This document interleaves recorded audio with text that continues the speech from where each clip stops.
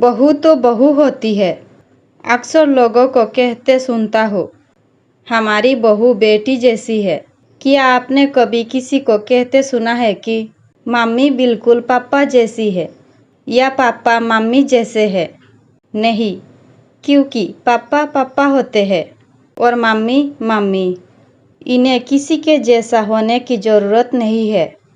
जब हम किसी के जैसा होना चाहते हैं तो अपने अस्तित्व पर ही प्रहार कर देते हैं। बहू बेटी जैसी होनी चाहिए। ये वाक्य बहू की पहचान पर प्रश्न उठाता है। क्या बहू होने में अपनी कोई खासियत नहीं है जो बेटी जैसा होने का प्रमाण चाहिए? बहू होना क्या इतना बुरा है? कोई ये भी क्यों कहता है हम बहू को बेटी जैसा प्यार देंगे?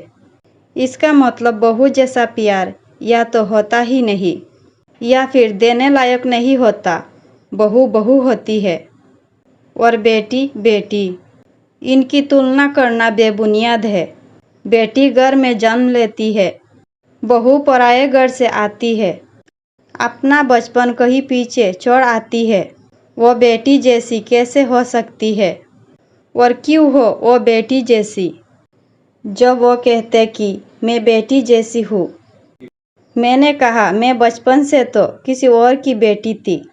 अब अचानक स्टेटस कैसे बदलूँ? मुझे नहीं होना किसी के जैसा। मैं स्वयं में ही संपूर्ण हूँ।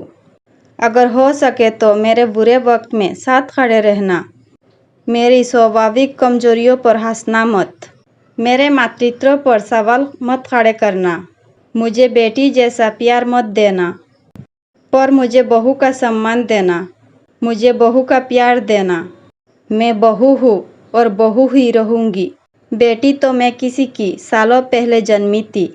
अब ये फिर से तो अगले जन्म में ही हो पाएगा। कैसी लगी आपको ये छोटी सी कहानी? कमेंट करके ज़रूर बताएं। धन्यवाद।